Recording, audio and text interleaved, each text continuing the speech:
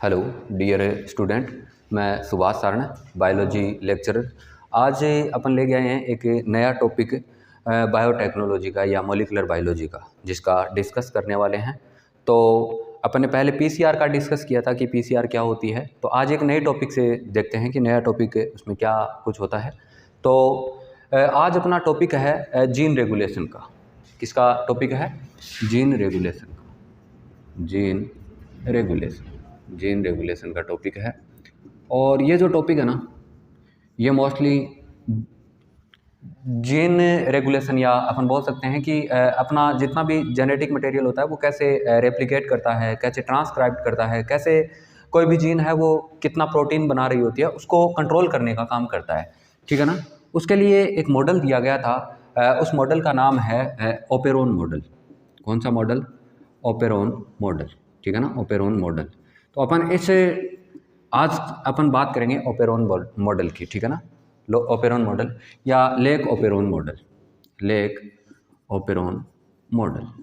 ठीक है ना, लेक ओपेरोन मॉडल का डिस्कस करेंगे। ठीक है। ये मॉडल क्या होता है, इसके बारे में किस वैज्ञानिक ने बताया था, ये क्यों बनाया गया है, इसका अपन आज डिस्कस करेंगे। ओपेरोन मॉडल होता है, इस मॉडल को एक साइंटिस्ट ने दिया था। दो साइंटिस्ट थे मोस्टली इसमें। एक का नाम है जैकब और एक का नाम है मोनार्ड। इन दो वैज्ञानिकों ने इस मॉडल को दिया था। ठीक है ना। ये 1961 में दिया गया था। 1961 में जैकब और मोनार्ड नामक वैज्ञानिक ने अपन बोल सकते हैं कि जीन के रेगुलेशन के लिए, ठीक है ना, एक मॉडल दिया था। उस मॉडल का नाम क्या था? Operon model. ठीक है, या लेक ओपेरोन मॉडल। ठीक है। और जिसमें लेक का अर्थ होता है लैक्टोज शुगर। लेक का मीन्स क्या होगा? लैक्टोज शुगर होगा। ठीक है ना, लैक्टोज शुगर। और ओपेरोन का मतलब यहाँ जीन से लिया गया है। किससे लिया गया है? जीन से लिया गया है। तो इस मॉडल में अपन ये पढ़ने वाले हैं कि कोई भी जीन होती है वो कैसे कंट्रोल की जाती है। ठीक है ना, या कैसे उस प्रोटीन को कंट्रोल करते हैं। कोई जीन भी होते हैं। आपने डीएनए की स्ट्रक्चर मोस्टली देखी होगी कि डीएनए के कितने स्टैंड होते हैं। डीएनए के 2 स्टैंड होते हैं मोस्टली। कितने स्टैंड होते हैं? 2 स्टैंड होते हैं। ऐसा भी देखा होगा कि एक 5 प्राइम होता है तो दूसरा 3 प्राइम होता है। ठीक है ना। और एक 3 प्राइम होता है तो दूसरा कौन सा होता है? 5 प्राइम। एक स्टैंड को अपन कोडिंग स्टैंड बोलते हैं, कोडिंग स्टैंड। और एक स्टैंड को टेम्पलेट स्टैंड बोलते हैं, टेम्पलेट स्टैंड के नाम से जाना जाता है। इस तरह से अपन जानते हैं इसको।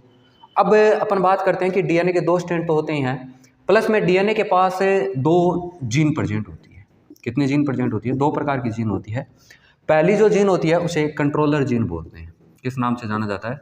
कंट्रोलर जीन के नाम से जाना जाता है, कंट्रोलर जीन। ठीक है ना। और दूसरी जीन होती है उसे रेगुलेटरी जीन के नाम से जाना जाता है। कंट्रोलर जीन या रेगुलेटरी जीन। दूसरी जीन होती है उसे स्ट्रक्चरल जीन बोलते हैं। स्ट्रक्चरल जीन के नाम से जाना जाता है, स्ट्रक्चरल जीन। ठीक है ना। एक कंट्रोलर जीन या रेगुलेटर जीन भी बोलते हैं। इसे किस नाम से जानते हैं? रेगुलेटर जीन के नाम से जानते हैं, रेगुलेटर जीन। ठीक है ना। अब रेगुलेटर जीन होती है वो एक ही होती है जिसे आई जीन के नाम से जाना जाता है। किस नाम से जाना जाता है? आई जीन। स्ट्रक्चरल जीन होती है वो 3 प्रकार की होती है। कितने प्रकार की होती है? मोस्टली 3 प्रकार की होती है। जिसमें एक जीन होती है लेक जेड जीन। और एक जीन होती है उसे लेक वाई जीन के नाम से जाना जाता है, लेक वाई जीन के नाम से। और एक जीन होती है उसे लेक ए जीन के नाम से जाना जाता है, ए जीन के नाम से जाना जाता है। ठीक है ना। 3 प्रकार की जीन होती है, स्ट्रक्चरल जीन या संरचनात्मक जीन, जिसमें पहली जीन लेक जेड, दूसरी लेक वाई और तीसरी ए जीन होती है। ठीक है ना। अब इनसे विशेष प्रकार के एंजाइम का सिंथेसिस किया जाता है। लेक जेड होता है वो जीन होता है बीटा गैलेक्टोसाइडेज का सिंथेसिस करता है, बीटा गैलेक्टोसाइडेज का सिंथेसिस करता है। ठीक है ना, बीटा गैलेक्टोसाइडेज। और ये मोस्टली अपन बोल सकते हैं ग्लूकोज मेटाबॉलिज्म में काम आता है। ग्लूकोज मेटाबॉलिज्म के अंदर काम आता है। किस में काम आता है? Glucose metabolism. और ये मोस्टली ग्लैक्टोज को, किसको या अपन बोल सकते हैं लैक्टोज को, किसको? लैक्टोज को ग्लूकोज व ग्लैक्टोज में कन्वर्ट करता है। ग्लूकोज व ग्लैक्टोज में कन्वर्ट करता है। किस में कन्वर्ट करेगा?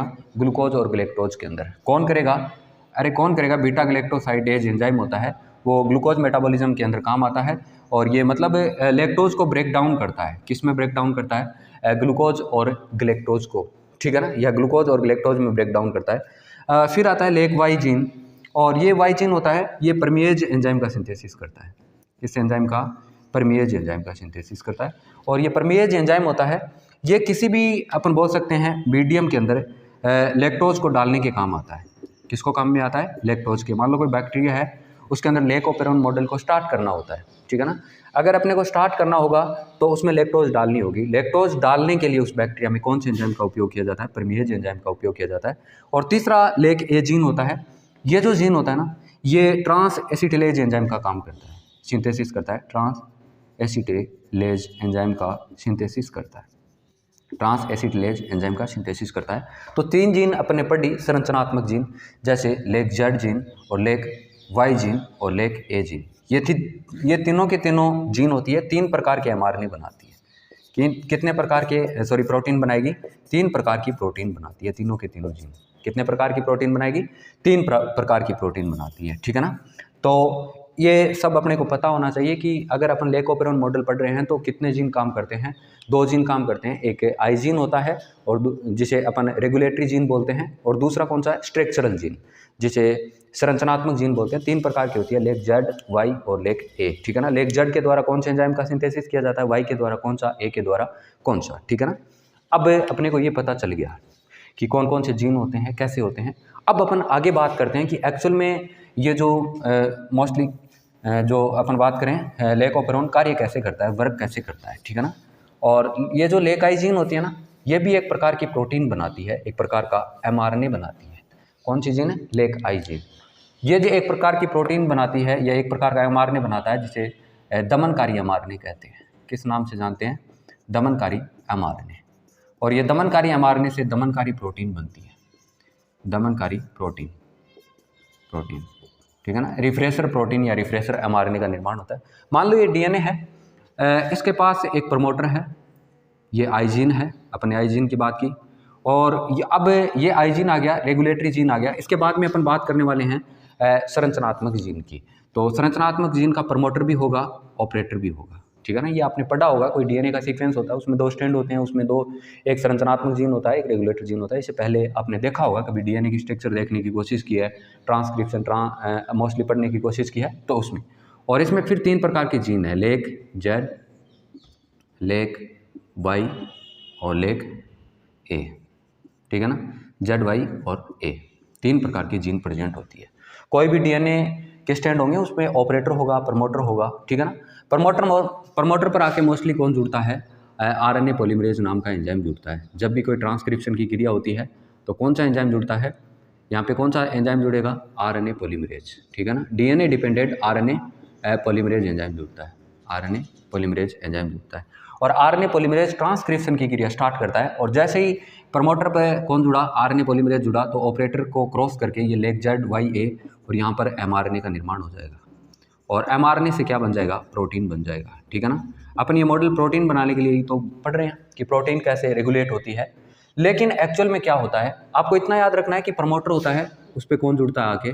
प्रमोटर पे आरएनए पॉलीमरेज, जहाँ से ट्रांसक्रिप्शन की क्रिया स्टार्ट होती है। कौन सी क्रिया स्टार्ट होती है? ट्रांसक्रिप्शन की क्रिया होती है, ट्रांसक्रिप्शन या अपन अनुलेखन की क्रिया की बात करते हैं। और एमआरएनए बना, एमआरएनए के बाद में प्रोटीन बनती है, और प्रोटीन के लिए कौन सी क्रिया होती है? ट्रांसलेशन होती है। कौन सी होती है? ट्रांसलेशन की क्रिया होती है। और अब देखते हैं कि ये आई जीन होती है, मोस्टली नॉर्मल क्या होता है? नॉर्मल अवस्था में ये लेक ओपेरॉन मॉडल ऑफ रहता है, स्विच ऑफ रहता है, ठीक है ना, काम नहीं करता, क्योंकि ये आई जीन होती है, ये मोस्टली एक आरएनए की निर्माण करती है, जिसे दमनकारी एमआरएनए कहते हैं। किस नाम से जानते हैं? दमनकारी एमआरएनए। और ये दमनकारी एमआरएनए आगे चलकर दमनकारी प्रोटीन का निर्माण करेगी, दमनकारी प्रोटीन का निर्माण करेगी। और दमनकारी जो प्रोटीन होती है ना, या ये रिफ्रेशर प्रोटीन होती है, ये जो प्रोटीन होती है, ये क्या करती है? जाकर ऑपरेटर से बाइंड हो जाती है। किससे बाइंड हो जाती है? ऑपरेटर से। जैसे ये दमनकारी प्रोटीन ऑपरेटर से बाइंड होगी, तो ये जो प्रमोटर है उस पर कौन नहीं जुड़ पाएगा? ये आरएनए पॉलीमरेज नहीं जुड़ पाएगा। अगर आरएनए पॉलीमरेज किसी प्रमोटर पे नहीं जुड़ पाएगा तो कौन सी क्रिया नहीं हो पाएगी? ट्रांसक्रिप्शन की नहीं हो पाएगी। अगर ट्रांसक्रिप्शन की नहीं है तो ट्रांसलेशन की क्रिया नहीं होगी, ठीक है ना, जिसकी वजह से ये नॉर्मल अवस्था में ऑफ रहता है, ठीक है ना। अब मान लो कि इसी के अंदर अपन इस लैक ऑपेरेंट मॉडल को कंप्लीट करवाना है, ऑन करवाना है। ऑन करवाने के लिए अपन मान लो ये बैक्टीरिया है, ये कैसा है? बैक्टीरिया है, और इस बैक्टीरिया के अंदर अभी कोई शुगर नहीं है, लैक्टोज शुगर नहीं है, कुछ नहीं है, नॉर्मल अवस्था में ऑफ है। लेकिन अपन क्या डालते हैं? अब इसमें कोई इंड्यूसर डालते हैं। इंड्यूसर का मतलब होता है प्रेरण डालते हैं। प्रेरण के रूप में लैक्टोज काम करता है। कौन काम करता है? लैक्टोज काम करता है। अब इस लैक्टोज को अपन किस में डालने की कोशिश करते हैं? इस बैक्टीरिया के अंदर करते हैं। इस बैक्टीरिया के अंदर यहाँ पर लैक्टोज को डाल देते हैं इस चैनल के थ्रू। और डालने के लिए मैंने एक बात बोली थी कि परमिएज एंजाइम काम करता है। कौन सा एंजाइम काम करता है? परमिएज, जो किसके द्वारा बन रहा था? लेक वाई द्वारा बन रहा था। कौन सी जीन द्वारा? लेक वाई जीन के द्वारा। अब जैसे ही अपने परमिएज एंजाइम से इस लैक्टोज को अंदर डाला तो आपको पता है कि आइजीन क्या बना रही है? दमनकारी एमआरएनए बना रही है। दमनकारी एमआरएनए से दमनकारी प्रोटीन बनती है, और ये मोस्टली ऑफ कंडीशन के अंदर ऑपरेटर पे जाकर जुड़ रही थी। लेकिन अब जैसे ही अपने लैक्टोज डाला, लैक्टोज अंदर आ गया। लैक्टोज जैसे ही अंदर आया तो ये दमनकारी प्रोटीन किसके साथ जुड़ जाएगी? लैक्टोज के साथ जुड़ जाएगी, और कहीं कहाँ नहीं जा पाएगी? ऑपरेटर के पास नहीं जा पाएगी। और जैसे ही ऑपरेटर के पास नहीं जाएगी तो प्रमोटर पर कौन आके जुड़ जाएगा? आरएनए पॉलीमरेज जुड़ जाएगा। कौन जुड़ेगा? RNA polymerase. और आरएनए पॉलीमरेज जैसे ही इसके ऊपर जुड़ गया तो आगे किसकी क्रिया स्टार्ट हो जाएगी? ट्रांसक्रिप्शन की स्टार्ट हो जाएगी। और ट्रांसक्रिप्शन के द्वारा एमआरएनए का निर्माण होगा, और एमआरएनए से प्रोटीन का निर्माण होगा। किसका निर्माण होगा? प्रोटीन। आपको बताया था कि लेक जेड वाई ए 3 प्रकार की प्रोटीन बनाते हैं। कितने प्रकार की? 3 प्रकार की प्रोटीन बनाते हैं। और जैसे यहाँ पर लैक्टोज आया, उस लैक्टोज आया तो आपको ये भी पता चल गया होगा लेक जेड किसका निर्माण करता है? बीटा गैलेक्टोसाइडेज एंजाइम का निर्माण करता है। किसका? बीटा गैलेक्टोसाइडेज एंजाइम का निर्माण करता है। और ये बीटा गैलेक्टोसाइडेज ग्लूकोज ब्रेकडाउन में काम आता है, ग्लूकोज मेटाबॉलिज्म में काम आता है। तो जैसे ही लैक्टोज अंदर आया, इस लैक्टोज को ये एंजाइम किस में कन्वर्ट कर देगा? लैक्टोज को कन्वर्ट कर देगा ग्लूकोज और गैलेक्टोज में। किस में कन्वर्ट करेगा? ग्लूकोज प्लस गैलेक्टोज में। और एक जीन का अपन बोल सकते हैं कि कंट्रोल किया जा सकता है। तो इसमें अपन ने यही बात पढ़ी है कि कोई भी डीएनए होता है उसके अंदर अपन बात करें ट्रांसक्रिप्शन की क्रिया कैसे होती है, ट्रांसलेशन की क्रिया कैसे होती है। तो ट्रांसक्रिप्शन की क्रिया की बात करें तो आपने पढ़ा है कि एक डीएनए होता है, उसके ऊपर 2 प्रकार की जीन होती है। एक रेगुलेटरी जीन या नियंत्रित जीन होती है, और दूसरी संरचनात्मक जीन। नियंत्रक जीन आई जीन के नाम से जानते हैं, संरचनात्मक जीन जेड वाई और ए के नाम से जाना जाता है। और ये क्या करती है? नियंत्रक जीन एक दमनकारी या अपन बोल सकते हैं इनहिबिटर या रिफ्रेशर किसका निर्माण करती है? एमआरएनए का निर्माण करती है। रिफ्रेशर एमआरएनए से रिफ्रेशर प्रोटीन बनती है, और ये किस पे जुड़ जाती है? ऑपरेटर पे। ऑपरेटर पे जैसे ही जुड़ेगी तो यहाँ पर आरएनए पॉलीमरेज नहीं जुड़ पाएगा, और आरएनए पॉलीमरेज नहीं जुड़ेगा तो ये आगे की प्रोसेस नहीं होगी, या ट्रांसक्रिप्शन और ट्रांसलेशन की क्रिया नहीं होगी। अगर इस मॉडल को अपने को ऑन करना है, किस मॉडल को? ओपेरॉन मॉडल को, तो इसको लेने के लिए एक बैक्टीरिया के अंदर इसका एक्सपेरिमेंट किया गया था ई कोलाई के ऊपर। और ई कोलाई के ऊपर इसने क्या किया कि इन्होंने परमिएज एंजाइम की प्रेजेंस में लैक्टोज को इसमें अंदर डाला, और लैक्टोज एक इंड्यूसर की तरह काम कर रहा है। जैसे ही डाला तो आइजीन ने क्या बनाया? दमनकारी एमआरएनए बनाया। दमनकारी एमआरएनए से दमनकारी प्रोटीन बनता है। दमनकारी प्रोटीन लैक्टोज के साथ बाइंड हो जाती है, कहाँ नहीं जा पाती? ऑपरेटर के पास नहीं जा पाती। अगर ये ऑपरेटर के पास नहीं जाएगी तो क्या होगा? प्रमोटर के पास कौन जुड़ जाएगा? RNA polymerase. जैसे जुड़ेगा ट्रांसक्रिप्शन की क्रिया स्टार्ट हो जाएगी, लेक जेड वाई ए, और आगे चलकर क्या कर दें? ट्रांसलेशन और प्रोटीन का निर्माण कर देंगे। और जैसे ही इस एंजाइम, ये तीनों प्रकार के एंजाइम बनेंगे, लैक्टोज का ब्रेकडाउन हो जाएगा, और एक अपन बोल सकते हैं ओपेरॉन मॉडल स्टार्ट हो जाएगा, ऑन हो जाएगा, ठीक है ना। तो ये किसने दिया था? जैकब और मोनार्ड नाम के वैज्ञानिक ने दिया था। और कब दिया था? 1961 में 61 में दिया था। और जीन रेगुलेशन के लिए सबसे इंपॉर्टेंट मॉडल होता है, ठीक है ना। थैंक यू, अपने जानने की कोशिश की। ओके।